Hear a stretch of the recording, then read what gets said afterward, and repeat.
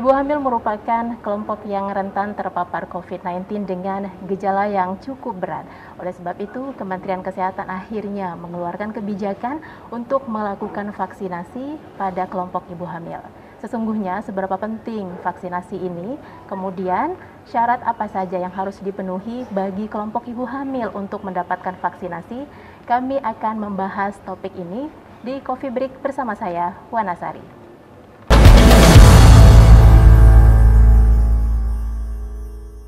Baik pemirsa, saya sudah bersama dengan dua narasumber. Pertama saya ingin memperkenalkan Profesor Dr. Sarma Nursani Lumban Raja dari Perkumpulan Obstetri dan Ginekologi Indonesia atau POGI. Prof, apa kabar? Baik, luar biasa. Luar biasa, semangat ya Prof ya.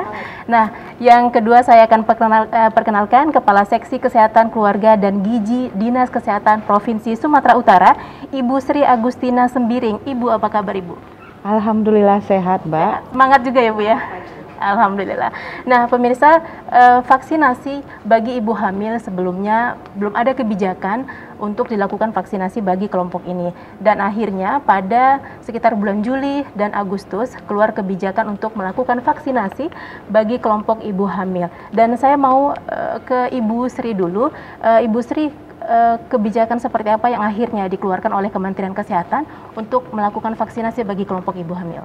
Ya baik Mbak, terima kasih. Memang kesehatan ibu hamil ini apalagi di masa pandemi ini sangat diperhatikan oleh pemerintah, dan Kementerian Kesehatan Republik Indonesia telah mengeluarkan surat edaran, tepatnya itu pada tanggal 2 Agustus tahun 2021 ini melalui Direktorat Pencegahan Pengendalian Penyakit tentang vaksinasi ibu hamil, screening dan penata laksanaannya. Ya, itu dan sudah Sumatera Utara sudah meluncing itu kegiatan di Rumah Sakit USU pada bulan September, dan diteruskan lagi dengan surat edaran dari Kepala Dinas Kesehatan Provinsi Sumatera Utara untuk semua kabupaten kota dalam Provinsi Sumatera Utara agar mengalokasikan vaksin bagi ibu hamil. Kemudian Bu, jenis vaksin apa saja yang bisa diperoleh bagi kelompok ibu hamil ini? Ya, jenis vaksin yang diperbolehkan bagi ibu hamil menurut surat edaran dari Kementerian Kesehatan Republik Indonesia itu ada 3. Yang pertama itu Sinovac, yang kedua itu Moderna, dan yang ketiga itu Pfizer ya. Dan itu diberikan untuk ibu hamil dalam usia kandungan sama dengan atau lebih dari 13 minggu ke atas. Nah sebelumnya kan belum ada kebijakan ini. Kira-kira apa yang akhirnya mempertimbangkan bagi Kementerian Kesehatan untuk mengeluarkan kebijakan ini? Ya, akhirnya memang dirasakan itu tadi seperti yang saya katakan sebelumnya, bahwa memang kesehatan ibu hamil ini sangat penting untuk diperhatikan, karena yang pertama yaitu didapatkan data banyaknya ibu hamil yang terpapar COVID-19 dan tidak sedikit juga yang menyebabkan kematian.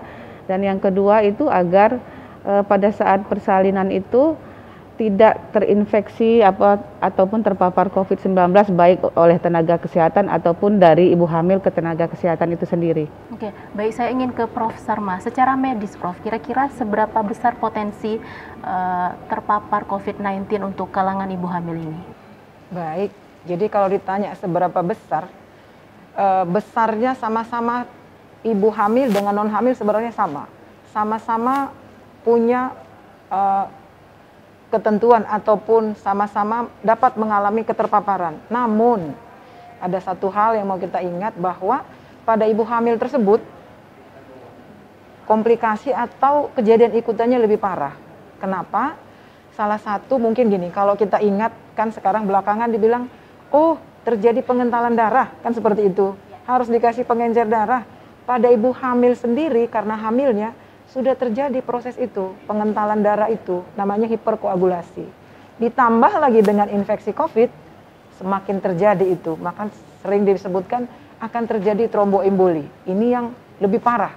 Jadi kalau ditanya seberapa parah, lebih parah kejadian ataupun komplikasi yang mungkin diderita ibu hamil dibanding dengan yang tidak hamil. Jadi kebijakan ini sebenarnya dikeluarkan oleh POGI mulai Juli itu. Juli dikeluarkan POGI, kenapa? Karena sudah melihat kok banyak sekali ibu hamil yang kena, kok banyak sekali yang meninggal. Dan ada beberapa masalah yang dapat diturunkan juga ke anak yang dikandungnya. Untuk itu POGI langsung mengeluarkan rekomendasi yang diberikan ke Departemen Kesehatan bahwa ini harus loh, ini vaksinasi kepada ibu hamil harus dilakukan. Supaya apa? Supaya dapat mengurangi risiko terpapar, mengurangi risiko komplikasi, itu harapannya. Untunglah Departemen Kesehatan Agustus langsung membuat surat bahwa oke, dilakukan vaksinasi pada ibu hamil. Kemudian oleh Bapak Presiden Jokowi, ayo kita canangkan September, Agustus akhir. Kemudian 1 September Sumatera Utara melakukan pencanangan untuk melakukan vaksinasi pada ibu hamil di Provinsi Sumatera Utara yang diikuti oleh kabupaten-kabupaten yang ada di Provinsi Sumatera Utara. Demikian. Nah, Prof, kalau kita yang tidak hamil, kita juga punya efek samping ketika divaksinasi. Apakah mengantuk, ada juga yang bawaannya makan terus gitu. Nah, bagaimana dengan ibu hamil, Dok? Baik, jadi kalau ditanya namanya efek atau kejadian ikutan pasca imunisasi KIPI kata orang-orang. Kalau begini, kita vaksin yang diberikan ini kan yang sudah inactivated, yang nggak aktif. Jadi kita berpikir seperti ini, banyak kok vaksin yang dikasih sama ibu-ibu hamil, misalnya tetanus, toh nggak ada apa-apa. Jadi harapannya seperti itu. Jadi kalau ditanya seberapa berat efek akibat dari vaksinasi ini, sampai sekarang tidak ada yang berat-berat amat, sama seperti kita. Itu saya pikir. Baik, pemirsa, kami akan berbincang lagi kapan sih sesungguhnya kelompok ibu hamil ini lebih tepat mendapatkan vaksinasi. Kami akan membahasnya nanti setelah pesan-pesan berikut ini.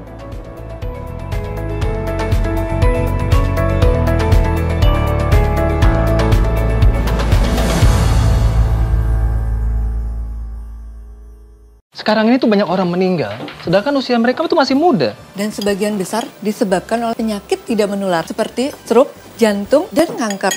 Lalu bagaimana pencegahannya, Bu? Kan sekarang ada Germas. Apa tuh, Bu? Gerakan Masyarakat Hidup Sehat. Intinya, mengajak masyarakat melakukan gaya hidup sehat. Seperti melakukan aktivitas fisik setiap hari, perbanyak makan sayur dan buah, rutin melakukan pemeriksaan kesehatan, serta menjaga lingkungan tetap bersih dan sehat. Dan tidak merokok. Sehat diawali dari saya. Kami tak sekedar mengangkat topik, tapi juga membangun kesadaran publik. Pola perilaku masyarakat supaya tidak abai, supaya tidak kendor disiplinnya dalam melaksanakan protokol kesehatan. Meskipun ada suatu tren menurun, tapi kita tidak boleh lengah. Menguji informasi secara kritis dan proporsional. Benci produk-produk dari luar negeri. Apakah diterima seperti itu? Menunjukkan komitmen pemerintah untuk mengutamakan produk dalam Apa kabar Indonesia Malam di TV One? Disiplin 3M akan membantu mencegah penularan virus COVID-19. Menggunakan masker ketika keluar rumah, terlebih dalam kerumunan. Mencuci tangan dengan sabun dan air mengalir. Menjaga jarak minimal 1,5 sampai 2 meter. Bersatu melawan Corona.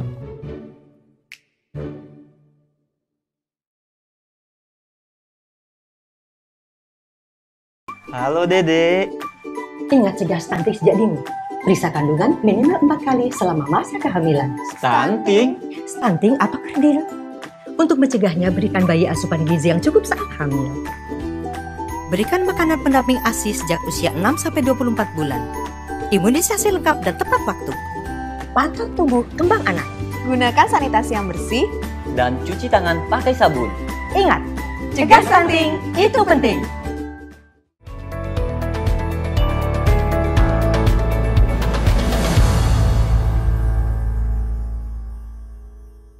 Kembali di Coffee Break, Prof. Sarma, sesungguhnya kapan ibu hamil pada usia berapa bisa divaksin?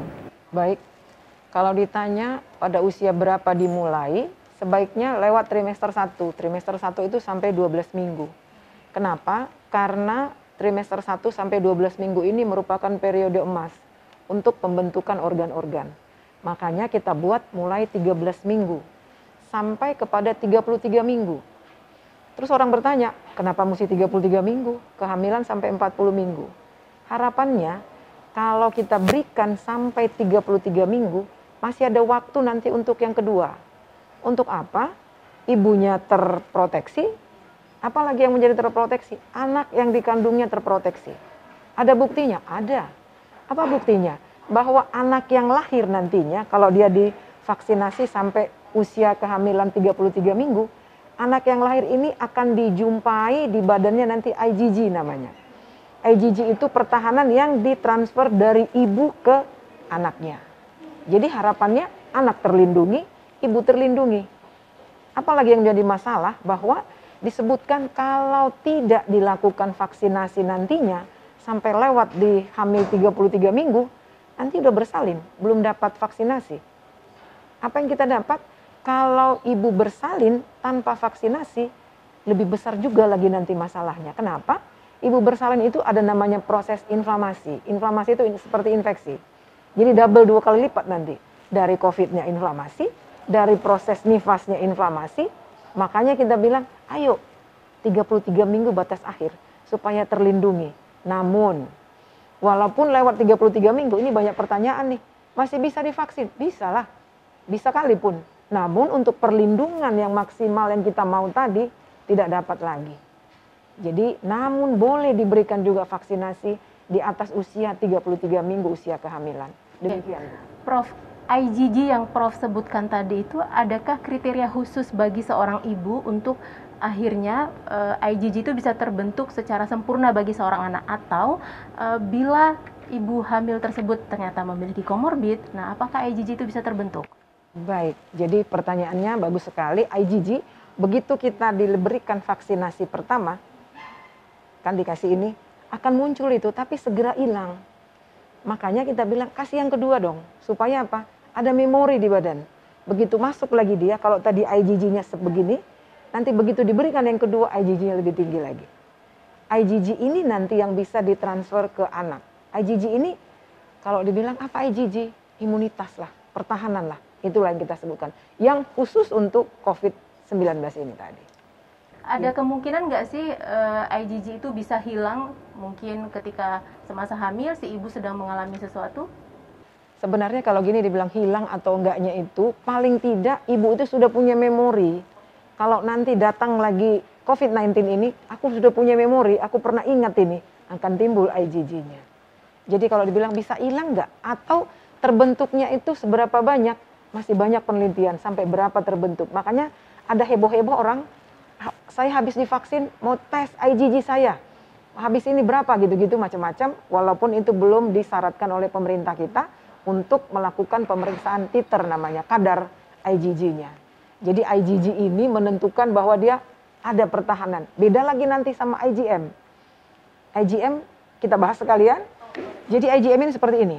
Kalau ditanya, bisakah anak ini tertular COVID-19 dari ibunya? Bisa. Buktinya apa? Ada beberapa penelitian pada bayi yang dilahirkan ini dijumpai IgM. Ada pertahanan IgM. Jadi begitu kuman itu masuk, IgM itu naik. Kalau ditanya orang, mungkin IgM dari ibunya kayak IgG tadi?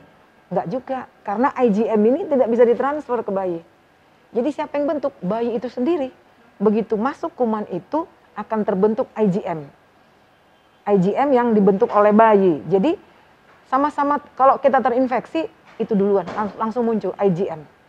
Bahwa sedang ada infeksi terjadi sekarang. Tapi begitu ada perlawanan, pertahanan, muncullah IgG. Itu yang kita bilang kekebalan kita itu. Demikian. Baik, sebenarnya menarik sekali ini pembahasan kita pemirsa. Saya mau ke Ibu Sri dulu. Bu Sri, sebenarnya secara prosedur, apa yang harus dilakukan untuk divaksin? Kemudian ada nggak sih Bu tempat-tempat khusus untuk vaksinasi ibu hamil? Ya baik Mbak, kalau seperti dijelaskan Prof. Sarma tadi bahwa memang ibu hamil itu dapat melakukan vaksinasi setelah umur usia kandungannya itu 13 minggu ke atas yang dianjurkan, dan melakukan registrasi dulu secara online ke http://bit.ly itu garing registrasi vaksinasi Bumil yang dilakukan oleh bisa oleh diri sendiri, keluarga ataupun juga petugas kesehatan. Lalu nanti petugas kesehatan itu akan menginput datanya ke Piker. Lalu setelah itu ibu hamil tadi bisa datang ke tempat yang sesuai dengan yang dipilih gitu, apakah ke puskesmas atau ke bidan praktek swasta ya. Jadi setelah itu dilakukan screening lalu dilakukan vaksinasi gitu. Yang pilih tempat vaksinasinya itu apakah si pasien atau ibu hamil itu atau secara otomatis ditetapkan dari sistem, Bu? Ibu hamil sendiri apakah dia memang sering periksa ke puskesmas di puskesmas, atau kalau memang dia lebih familiar ke bidan praktek swasta juga boleh gitu. Nah, kemudian Ibu Sri, program vaksinasi ibu hamil ini ketika sudah melahirkan apakah juga harus divaksin lagi setelah melahirkan, Bu? Kalau dia sudah 2 kali ya sudah selesai. Tidak perlu ada vaksinasi. Tidak perlu lagi. Ke berikutnya ya, iya. Bu ya. Nah, Bu Sri, di masa pandemi saat ini kan ibu hamil banyak melakukan pengecekan rutin di rumah sakit maupun dokter. Nah, kemudian apakah bidan klinik sudah menerapkan, seberapa jauh penerapan prokes itu di bidan ataupun puskesmas khusus bagi ibu hamil, mengingatkan ibu hamil cukup rentan terpapar COVID, kemudian punya gejala yang cukup berat juga, Bu? Iya, memang kalau itu banyak sudah praktek bidan swasta itu yang sudah dilatih sendiri oleh POGI, itu ada ratusan ya. Jadi memang kalau ibu hamil ingin ke praktek bidan swasta itu boleh menanyakan langsung ke bidannya apakah memang dia sudah terlatih untuk vaksinasi COVID-19, dan memang kita anjurkan mereka memilih tempat praktek bidan swasta yang sudah terlatih gitu. Nah, Dinas Kesehatan Sumatera Utara punya data nggak sih, Bu? Kira-kira berapa ibu hamil yang terpapar COVID-19, termasuk mungkin anaknya ketika melahirkan seperti yang disampaikan oleh Prof. Sarma tadi, ketika habis melahirkan ternyata anaknya juga terkena COVID, Bu? Ya, kalau untuk data itu tahun 2021 itu sampai bulan Mei ada terupdate 72 di Sumatera Utara, dari semua kabupaten itu ada 72 ibu hamil yang terpapar COVID-19 dan 37 meninggal dunia. 37 meninggal dunia, iya. Ya? Banyak juga ya, Bu. Iya, itu makanya kurun waktu berapa lama, Bu? Selama pandemi dari 2000? Selama tahun 2021 itu datanya, iya. Nah, Prof. Sarma, ya. Kalau tadi Prof. katakan bahwa vaksinasi bagi ibu hamil punya dampak yang positif juga bagi perkembangan janinnya juga. Nah, bagaimana dengan mereka yang punya komorbid? Baik, kalau punya komorbid, jadi awalnya itu POGI itu membuat itu justru yang diprioritaskan yang punya komorbid. Prioritas awal yang punya komorbid. Kenapa? Semakin ada komorbid, begitu terinfeksi COVID-19 akan semakin berat. Menanganinya sangat sulit. Jadi kalau dibilang kalau komorbid macam-macam itu bisa nggak? Bisa, asal dilakukan terkontrol. Kalau komorbidnya dalam keadaan terkontrol, dapat dilakukan vaksinasi. Namun ada beberapa hal yang tidak dapat dilakukan vaksinasi. Oke, baik. Saya ingin tanya lebih lanjut, Prof. Kira-kira bagaimana mengcover ibu-ibu hamil yang punya komorbid tapi harus juga divaksin, kira-kira treatmentnya seperti apa? Kami akan membahasnya nanti setelah pesan-pesan berikut ini. Pemirsa, Coffee Break akan kembali sesaat lagi.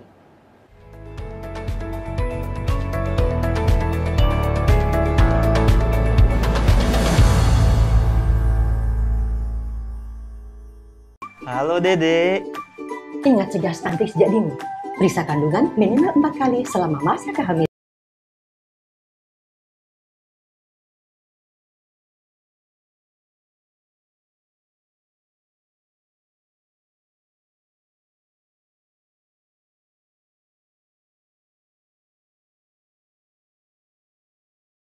Dan cuci tangan pakai sabun. Ingat, cegah stunting itu penting.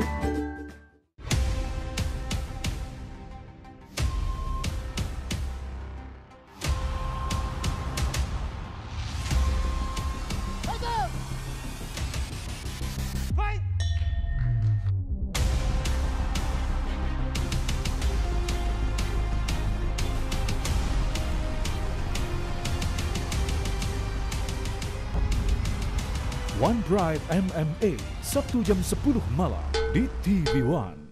Gaya hidup baru dengan protokol kesehatan. Gunakan masker. Gunakan pelindung wajah. Selalu mencuci tangan. Gunakan hand sanitizer. Hindari keramaian. Istirahat yang cukup. Gunakan perlengkapan ibadah pribadi. Gunakan perlengkapan makan pribadi. Selalu menjaga jarak. Olahraga teratur. Suplemen dan vitamin persembahan TV One tetap menjaga kesehatan tubuh dan lingkungan Anda. Sekarang ini tuh banyak orang meninggal, sedangkan usia mereka tuh masih muda. Dan sebagian besar disebabkan oleh penyakit tidak menular seperti stroke, jantung, dan kanker. Lalu bagaimana pencegahannya, Bu? Kan sekarang ada Germas. Apa tuh, Bu? Gerakan Masyarakat Hidup Sehat. Intinya, mengajak masyarakat melakukan gaya hidup sehat. Seperti melakukan aktivitas fisik setiap hari, perbanyak makan sayur dan buah, rutin melakukan pemeriksaan kesehatan, serta menjaga lingkungan tetap bersih dan sehat. Dan tidak merokok. Sehat diawali dari saya.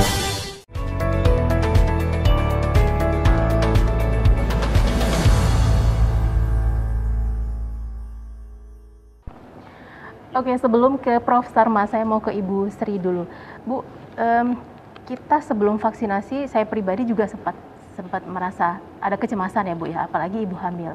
Nah, kira-kira pesan yang ingin Ibu sampaikan kepada ibu-ibu hamil agar jangan takut divaksin, supaya memotivasi ibu hamil untuk vaksinasi, Bu. Ya, baik, saya rasa itu tidak perlu ditakutkan untuk melakukan vaksinasi ya, karena lebih jelas manfaatnya daripada resikonya vaksinasi ibu hamil ini, karena dari berbagai jurnal penelitian dan WHO juga sudah menetapkan bahwa ini sudah aman. Yang saya sarankan memang selain melakukan vaksinasi ibu hamil, itu ibu hamil ini sendiri dapat menjaga kesehatannya dengan memakan makanan bergizi, terus merencanakan persalinannya dengan tenaga kesehatannya, dan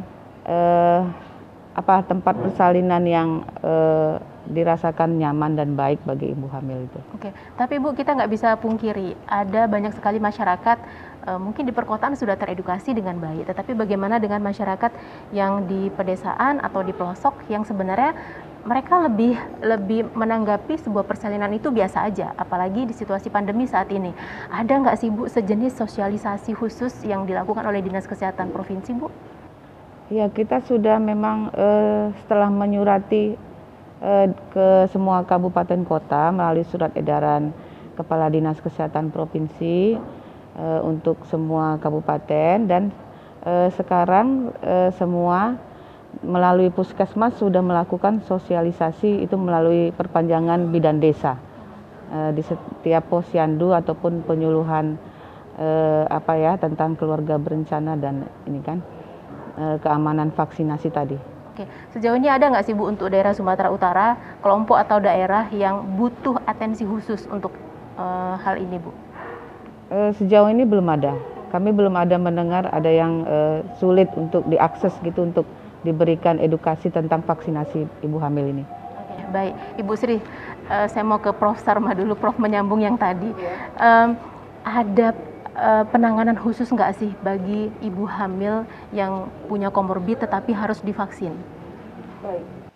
Kalau disebutkan komorbid ibu hamil yang paling banyak itu adalah diabetes, hipertensi.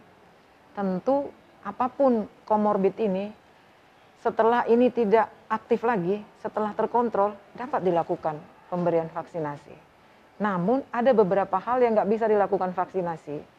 Sama seperti non hamil, tidak hamil, tentu suhu badan, tekanan darah, ada reaksi alergi hebat, anafilaktik namanya. Misalnya waktu vaksinasi pertama sudah mengalami seperti itu, yang kedua jangan dong diberikan lagi. Sedangkan pasien-pasien yang menderita HIV boleh diberikan, boleh. Asal semua penyakit-penyakit tadi dalam keadaan terkontrol. Namun yang nggak boleh lagi adalah tumor-tumor. Penyakit kelainan darah, penyakit gangguan pembekuan darah, ada beberapa itu tidak dapat dilakukan. Namun ibu-ibu hamil nggak perlu takut. Karena begitu datang nanti ibu hamil tersebut untuk meminta vaksinasi ke tempat vaksinasi, tidak ujuk-ujuk langsung diberikan, enggak, ada penyaringan, ada namanya screening. Di screening dulu dia. Apa di screening? Mulai dari tanya jawab, dan seterusnya. Jadi kalau dia dapat dilakukan vaksinasi, udah bebas dari screening, baru kita berikan. Jadi ibu-ibu hamil nggak perlu takut. Kalau memang nggak bisa dilakukan vaksinasi, tidak akan diberikan. Bukan paksaan, tapi keharusan kalau memenuhi persyaratan baru kita berikan. Jadi jangan merasa nanti dikasih ini, nanti bahaya. Enggak. Kita lakukan sebaiknya, malah setelah dilakukan vaksinasi, kan ada ibu juga pernah vaksinasi, kita tunggu 15 menit. Kalau misalnya 15 menit nggak ada apa-apa, kita suruh pulang. Pulang nantinya ada masalah, akan melapor ibu tersebut kepada pendamping atau petugas kesehatan, nanti akan mengisi form yang sudah diberikan, dan dia dapat juga langsung ke pusat kesehatan untuk kita tangani. Jadi pesannya bolak-balik saya bilang, jangan takut. Kalaupun ada KIPI atau kejadian ikutan pasca imunisasi, efek samping lah, silakan lapor ke tenaga kesehatan, mudah-mudahan kita akan menanganinya. Demikian. Artinya ini sama kondisinya dengan masyarakat umum ketika punya komorbid yang cukup parah dan tidak boleh divaksin? Sama. Kalau dia masih belum terkontrol, kita nggak akan vaksin. Tapi kalau misalnya hipertensi, kan ada batasan. Ibu hamil ini batasannya 140/90.